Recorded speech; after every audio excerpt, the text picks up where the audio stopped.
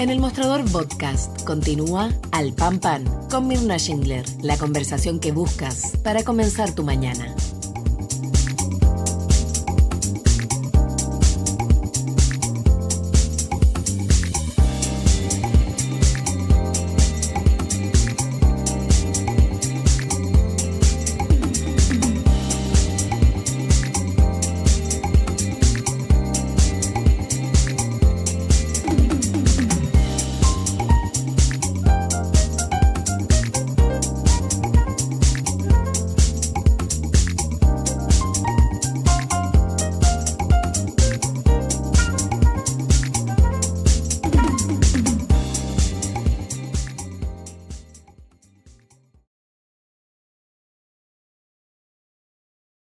Queremos entrar de lleno en materia económica. El informe de política monetaria del Banco Central subió la proyección de crecimiento para este año de entre un 2 a un 3%. Había algunas proyecciones que eran menos optimistas. ¿Qué pasó? Vamos a entrar en eso, pero también vamos a entrar en un tema que está en la base de la conversación, y es por qué Chile está creciendo tan poco, por qué se ha ralentizado el crecimiento económico, cuáles son los factores que lo explican. Paso a presentar a nuestro siguiente entrevistado, Tomás Izquierdo, economista, socio y gerente general de Géminis, consultores y miembro del Grupo de Política Monetaria. Tomás, un gusto de tenerte con nosotros esta mañana. Igualmente, Mirna. Tomás, ¿cómo ves la proyección que hace el Banco Central? Partiendo por ahí. Bueno, me parece que desde el punto de vista del crecimiento económico del PIB es una proyección razonable. Yo creo que dado los datos que hemos conocido para los primeros 2 meses del año, se instala una base que permite proyectar el resto del año y llegar a crecimiento. Y yo creo que van a estar más cerca del 3% que del 2% en ese rango que entrega el Banco Central. Y es decir, se confirma lo que viene siendo una recuperación desde mediados del año pasado, cuando uno toma las cifras desestacionalizadas, pero hay una pequeña aceleración en estos 2 primeros meses del año, ¿ah? O sea, el número me parece razonable. Lo que sí es importante reparar un poco en cómo se compone ese número. El Banco Central está estimando que lo que va a tirar el carro del crecimiento en Chile va a ser la demanda externa, va a ser el sector externo, las exportaciones principalmente, en circunstancias que hace caer la inversión 2% y que el consumo lo hace recuperarse, pero relativamente poco dada la caída que tuvo el año pasado. Entonces, importante tener en cuenta que no da lo mismo cómo se crece, ¿ah? El PIB puede ser que crezca, pero más porque hay un tirón de demanda desde fuera de Chile que no desde dentro de Chile. Y lo que la gente percibe que es el consumo, bueno, se va a recuperar, pero todavía va a estar por debajo para tener una idea de los niveles que teníamos a fines del año 2022. O sea, es una recuperación parcial luego de una caída muy significativa del año pasado. A ver, entonces te quiero pedir lo siguiente, porque acá se ha planteado una serie de razones, de argumentos que explicarían, ¿verdad?, por qué Chile está estancado en materia económica, y se habla generalmente de esto, una proyección de tiempo de más o menos 10 años, ¿no? Y aquí hay varios factores que influyen. Hay un sector que dice que básicamente la madre de todas las batallas está en la reforma tributaria del gobierno, del segundo gobierno de la presidenta Bachelet, que elevó la tasa que pagan las empresas, la tasa corporativa, a 27%. Después hay otras razones, pero quiero partir con eso. Quiero preguntarte, ¿cuánto de aquello explica esta situación actual que vivimos de un crecimiento mediocre o bajo? Bueno, yo creo que una parte podría estar explicado efectivamente por la mayor carga tributaria. Hay una sumatoria de elementos. Yo creo que es importante mirar, digamos, el cuadro completo, pero refiriéndome a ese punto en particular, hay dos elementos. Uno, sube la carga tributaria para las empresas, lo que siempre genera un desincentivo en el margen a la inversión. Y dos, quizás más importante, la forma en que se cobran los impuestos, desintegrando el sistema para las empresas más grandes y por lo tanto generando un desincentivo a la acumulación de utilidades para reinvertir. Esa cuestión es bien importante. Recordemos que existía un FUT, las empresas tenían entonces el incentivo de retener utilidades y reinvertir usando esas utilidades. Eso, en la medida que se desintegra el sistema, se desincentiva, y yo creo que eso tiene un efecto importante. Pero como te digo, creo que hay muchos otros elementos detrás del menor crecimiento, es un factor ese. Ya, ese es uno, pero ¿cuál es? Porque, ¿sabes lo que pasa? Que te quiero compartir una columna muy interesante que publicó este fin de semana en el Mercurio Eduardo Engel, de Espacio Público, ¿no es cierto?, donde planteaba que naturalmente que esa sola explicación no bastaba, ¿no es cierto? Y él hacía referencia a varios otros temas que tienen que ver, por ejemplo, con la permisología. Hablaba de la falta de la baja participación de las mujeres en el mundo laboral, hablaba de un problema, dice él, que es la falta de competencia en varios sectores, y ponía un ejemplo concreto ahí, por ejemplo, los notarios, ¿no? Pero hablaba de otro tema que me parece extremadamente relevante, que él lo traducía de la siguiente forma, y con esto termino, que él dice que hace mucho tiempo, hace varias décadas, no hay nuevas industrias exportadoras grandes y exitosas, como lo fueron los vinos, la fruta, los salmones. ¿Qué nos ha faltado? Dice él, ha faltado investigación, más desarrollo, y ha faltado innovación. Me gustaría recorramos un poco esos argumentos. ¿Qué te parecen a ti? ¿Y qué otros argumentos dirías tú explican, ¿no es cierto?, la actual situación? En principio yo diría todas las anteriores. Yo creo que todos los elementos que relata Engel tienen un peso relevante. A ver, a mí me gustaría partir desde un enfoque distinto. Yo creo que Chile tiene una crisis en la política. Creo que tiene una crisis en la capacidad de generar acuerdos en política. Creo que hay un empantanamiento desde hace ya un rato largo, con una fragmentación política muy significativa que hace que las agendas gubernamentales durante los últimos gobiernos hayan sido un desafío imposible. La verdad es que hay una guerra de trincheras, el debate se ha polarizado, yo diría que la discusión está un poco capturada por las posiciones más extremas, hay una gran masa moderada que no tiene una buena representación. Y creo que eso es un elemento central, porque eso ha significado que temas prioritarios, reforma previsional, cierto, reforma del sistema de la salud, o incluso una reforma más definitiva o de más largo plazo en el tema fiscal, tributario, se hayan podido llevar a cabo. Eso a mí me parece un tema central.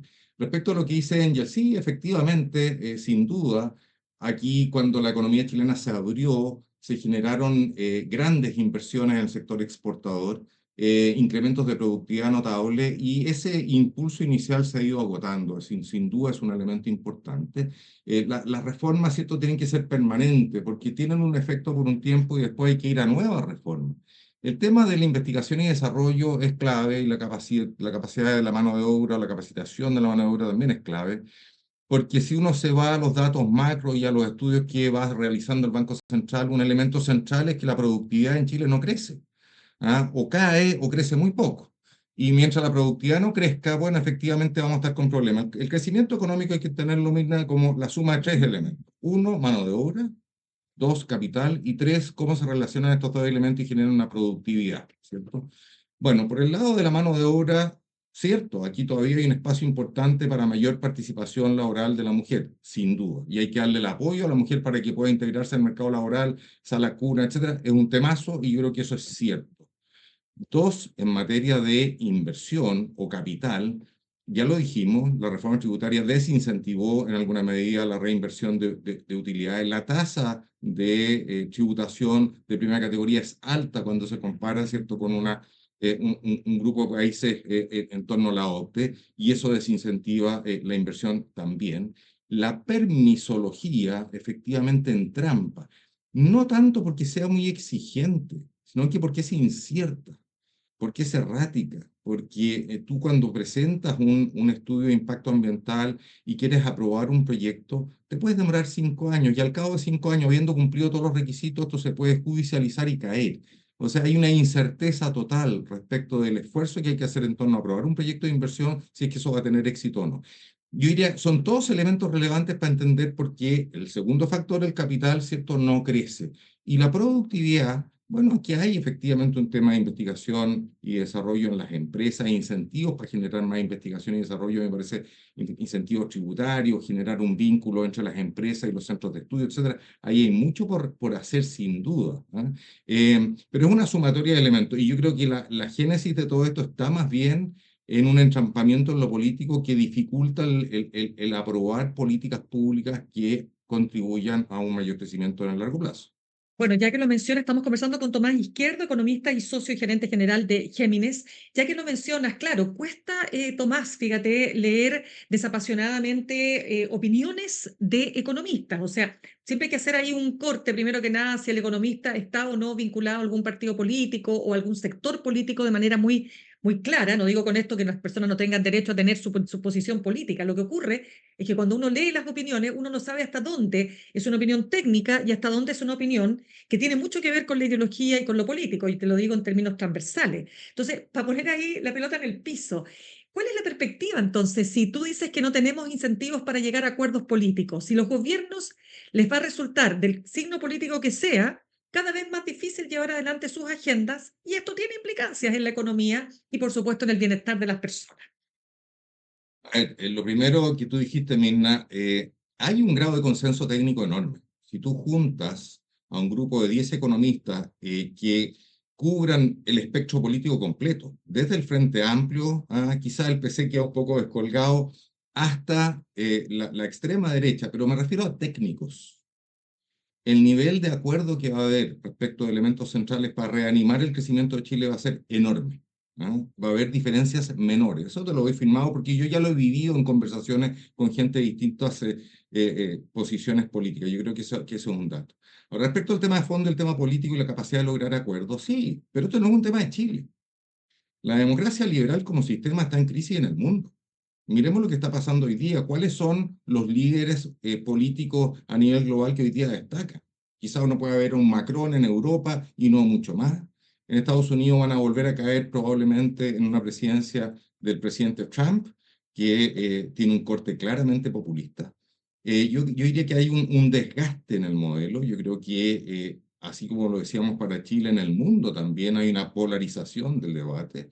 Hay un rol de las redes sociales en construir, te fijas, microrealidades de grupos estancos y cerrados, con mucha fake news entre medio, que dificulta mucho la conducción política y el liderazgo político. La capacidad de representación de los políticos, de la población, hoy día está muy debilitada. Entonces, esto es un desafío mayor, sin duda.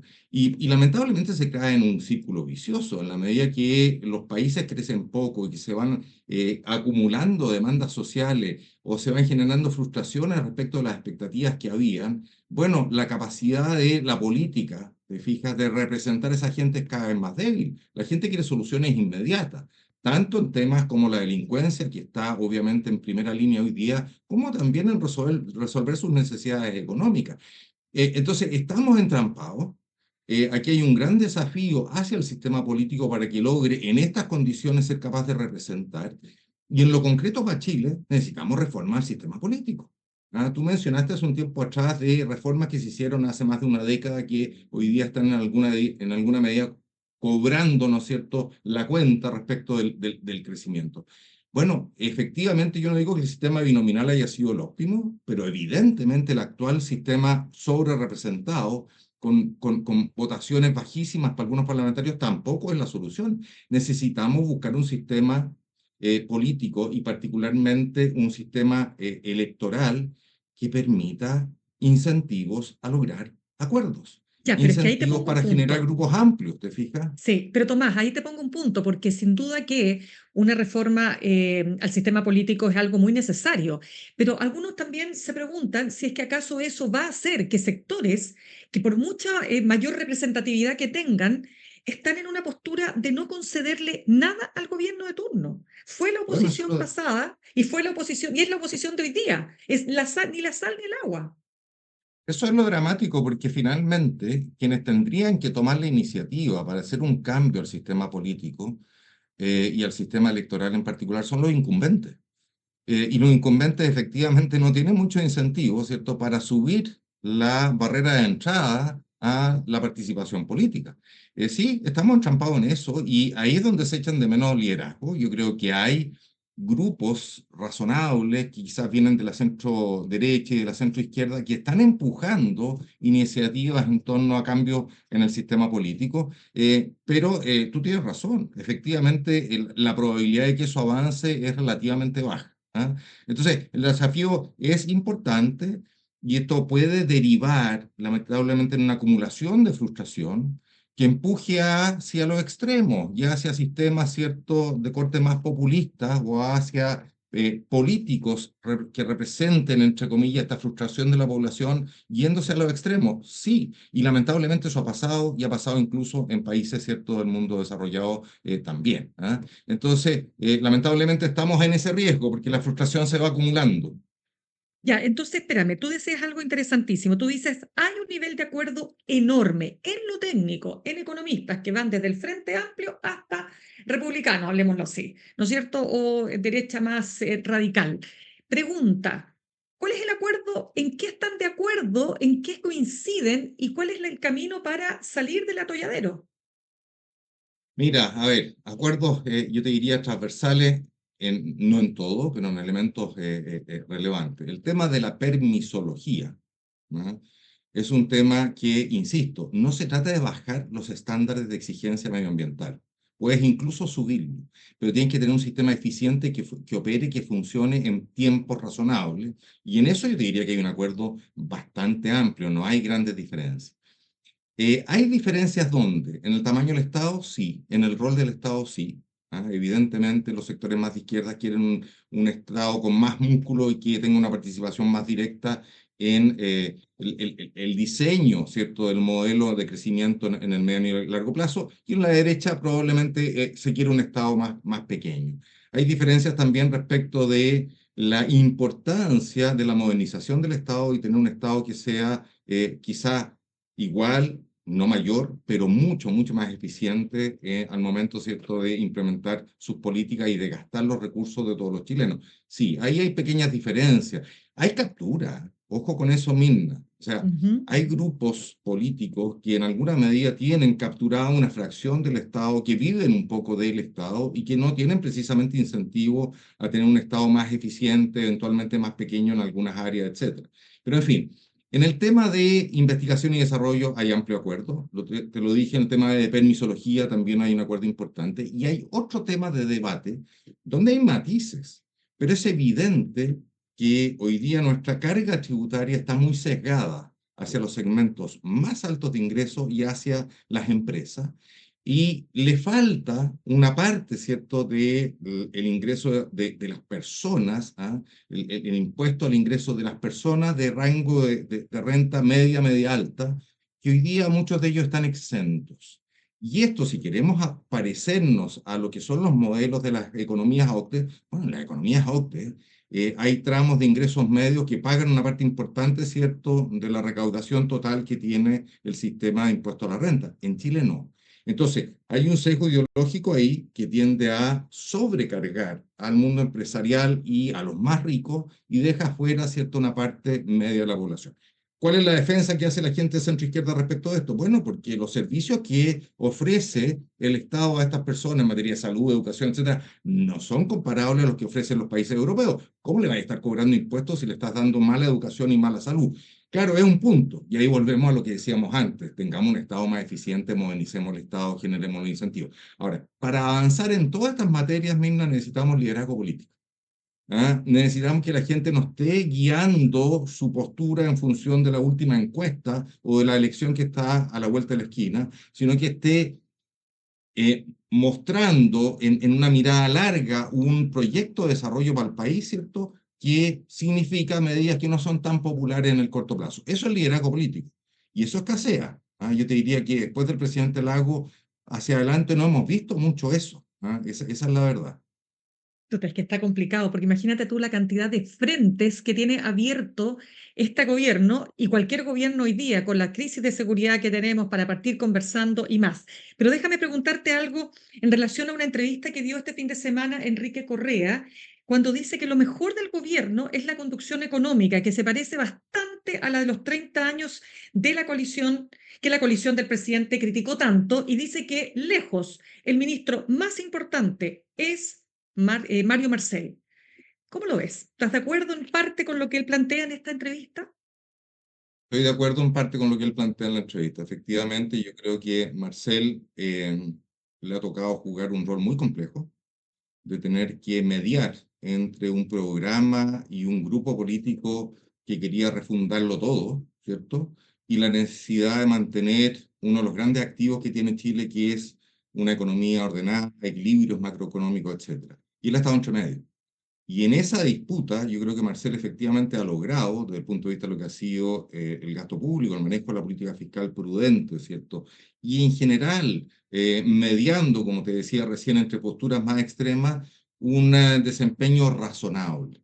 Evidentemente nunca va a estar a la altura de lo que quisiera la derecha o el mundo empresarial en general, no, porque este es el ministro del presidente Boric, no es el ministro, te fijas, que ellos quisieran quizás.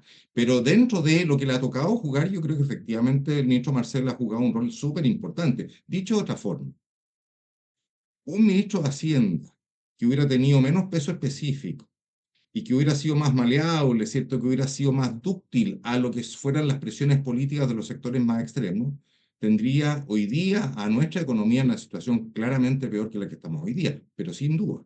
Un ministro que no hubiera hecho la contribución en materia de política fiscal para el ajuste que se necesitaba en esta economía sobrecalentada para frenar la inversión, evidentemente hubiera jugado, ¿cierto? Un rol mucho más complejo que el que ha jugado el ministro Marcel. Entonces, es cierto, está tironeado por todos lados.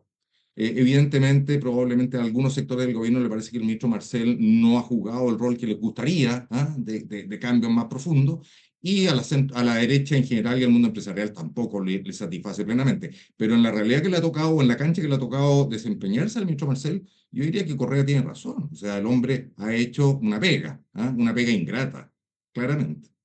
Y dime una cosa, cuando dice Enrique Correa entonces que el punto más fuerte de este gobierno es la economía y el punto más débil es la gestión, la ejecución, ahí está puesta, según él, el desafío más grande para este gobierno y para los 2 años que quedan. ¿Cómo lo ves? Yo lo veo bastante cierto eso. Fíjate que cuando Mm. tú te vas a situaciones puntuales, reacciones frente, qué sé yo, a los incendios en Viña y Valparaíso, o distintas, ¿para qué hablar del tema de educación, cierto? Y alumnos que se quedaron sin colegio, en fin. Cuando tú te vas a la gestión, efectivamente te das cuenta que aquí faltaba cancha, aquí faltaba experiencia, aquí faltaba, ¿cierto?, una capacidad de materializar las políticas que otros gobiernos la tenían claramente mejor. Eso sin duda, eso no hay ninguna duda. Y esa incapacidad de gestión, que era quizás la fortaleza que tenían los gobiernos del presidente Piñera, bueno, se nota en el día a día y tiene un costo enorme. Fíjate tú el contraste entre lo que se ha avanzado en materia parlamentaria, en lo que es la agenda de seguridad, respecto del avance efectivo que hay, ¿cierto?, en combatir el tema de la delincuencia. Bueno, todos sabemos que el tema de la delincuencia es un tema que trae una inercia grande, que no se resuelve de un día para otro, y de hecho esto va a seguir empeorando probablemente antes de empezar a mejorar, pero la población quiere soluciones ahora. ¿Ah? Entonces, desde la mirada de Correa, que probablemente está leyendo bien lo que la gente siente, claro, la gestión no es buena, la gestión no es suficiente. La gestión nunca va a ser suficiente, pero yo creo que ahora es más mala que en otros momentos. Claro, absolutamente. Tomás, se nos acaba el tiempo, pero quiero preguntarte por favor por el tema de Huachipato, que tú has tenido ahí una postura bien específica. Quiero saber cuál es el futuro que tú le ves a esta industria, qué va a pasar, ¿no es cierto?, con estas peticiones que ellos han hecho, que pedían una sobretasa de 25 más por ciento, que no fue finalmente aprobado. ¿Cómo ves en definitiva ese futuro? Mira, parto confesando que yo no he hecho un estudio al respecto, Ujú. ni de la eventual subsidio que están haciendo el gobierno chino, te fija, a sus productos, ni tampoco de la situación específica de la capacidad de productividad que tiene Huachipato para operar y para competir en igualdad de condiciones. Dicho eso, aquí hubo una comisión, y en esa comisión entiendo que los más expertos, entre comillas, los técnicos, no estuvieron de acuerdo en proponer esta sobretasa de, no sé, 22%, creo que fue el número finalmente que se sugiere. Y eso me hace sospechar de que capaz que aquí se esté tratando de ocultar una realidad, y es que Huachipato no tiene hoy día las tecnologías, la capacidad técnica, las personas, para producir a costos más bajos, ¿cierto? Y eficientes que le permitan competir con otros productores del mundo. Ahora, dicho eso, si aquí efectivamente se demuestra que China está subsidiando sus productos de acero, ¿cierto? Y que se justifica una sobretasa mayor, perfecto. Pero tengo la impresión de que no es así, ¿no? Y si no es así, y terminamos aquí poniéndole una protección a la producción de un sector de la economía, bueno, estamos generando un daño. Estamos generando un daño y finalmente estamos gastando más los recursos. Estamos encareciendo toda la producción encadenada a la producción de acero en otras industrias del país. Estamos disminuyendo la capacidad de competir de esas otras industrias porque se están abasteciendo más caro. En fin, estamos generando una distorsión en la economía que a mí no me gustaría que se produjera. Finalmente, quiero preguntarte por tus perspectivas en materia de inflación para este año. ¿Cómo lo ves? Bueno, yo creo que el Banco Central ha hecho un cambio en su política comunicacional en el sentido correcto. Yo he sido crítico de que el Banco Central ha sido bastante errático, un poco voluntarista, sobreoptimista respecto del avance contra la inflación. En su último discurso y en sus últimas decisiones está mostrando más dureza. Y eso es mejor. ¿Y es mejor en qué sentido? En el sentido de que, como lo dijo Vittorio Corvo en una entrevista, y tiene toda la razón, digamos, la última milla es la más compleja. No podemos cantar victoria antes de tiempo. Y la verdad es que decirte que está resuelto el tema de la inflación, que en alguna medida se dio a entender en algunos comunicados de miembros del board del Banco Central, yo creo que es una imprudencia. Desde esa perspectiva, el hoy día decir, mira, estamos efectivamente avanzando, pero nos vamos a ir cuidando los pasos que siguen en función de los datos concretos que se vayan conociendo, me parece que es lo más responsable que se puede hacer. Así que bienvenido, el Banco Central tiene que hablar poco, tiene que decir poco en sus comunicados y tiene que actuar a través de sus medidas. Eso, a la usanza de la Reserva Federal de Estados Unidos, a mi juicio, en el mediano y largo plazo, es lo más eficiente y lo que hace menos costoso un ajuste monetario con el que estamos sufriendo, que era necesario para reequilibrar nuestra economía. Ya, y eso para ti, para hacerlo en fácil, es una perspectiva para este año. El tema de la inflación afecta, por supuesto, todos los bolsillos. A algunos les afecta, por cierto, más que a otros. ¿Cómo lo ves afectado desde lo que tú sabes, de lo que la información que tú A ver, manejas? la inflación va a terminar este año, yo te diría, ¿Mm? dentro del rango meta, va a terminar probablemente sobre el 3%, entre 3,5 y 4%, en ese rango. O sea, vamos a cumplir, las expectativas de inflación están ancladas. Para las familias, el gran drama ya pasó. Las remuneraciones reales que estuvieron cayendo un tiempo cuando la inflación se desató, llevan un rato ya bastante largo creciendo. Las remuneraciones reales se están recuperando. Y eso ayuda a que las familias empiecen a normalizar su capacidad de compra y eso ayuda a que el consumo también se empiece a recuperar parcialmente después de una caída enorme el año pasado. Entonces, desde el punto de vista del impacto social, lo peor en materia de inflación ya pasó, estamos encausados y ahora estamos en el fine tuning, ¿cierto?, de la última milla, pero eso es un tema más técnico. Desde el punto de vista social, lo más complejo ya quedó atrás. Bien, pues Tomás Izquierdo, economista, socio y gerente general de Géminis Consultores, miembro del Grupo de Política Monetaria. Muchísimas gracias por haber estado con nosotros esta mañana. Muchas gracias a ti, Mirna, un gusto. Gracias, que tengas buen día. Igual. Saludamos a nuestros auspiciadores, Universidad Academia de Humanismo Cristiano, porque ha llegado el tiempo de cumplir tus sueños, de construir tu futuro, de aprender para transformar. Universidad Academia de Humanismo Cristiano, creamos futuro, acreditada y adscrita a gratuidad. Y ahorrar cotidianamente se puede y de forma organizada, rápida y online con Ahorrando, la nueva funcionalidad de tu app Copeuch, en donde puedes programar ahorros de manera fácil y entretenida, eligiendo tus propias reglas y metas. Haz que el ahorro sea parte de tu vida con Ahorrando de Copeuch. Más información en copeuch.cl. Universo Paralelo, el nuevo newsletter del Mostrador, donde el físico Andrés Gomberov te llevará por un viaje fascinante a través del mundo de la ciencia. Todos los miércoles al mediodía en tu correo, inscríbete en la sección newsletter www.elmostrador.cl. Andrés Gomberov, entonces, con su nuevo podcast. Nos despedimos, los dejo con Fran Castillo, juntos y revueltos. Nos reencontramos mañana a las 8 en punto aquí por elmostrador.cl y que tengan un muy buen día. Comprometidos con la innovación y la inclusión. Universidad Academia de Humanismo Cristiano. Creamos futuro. Y Copeuch Inversiones, el sitio donde todos pueden invertir, presentaron Al Pan Pan en el Mostrador.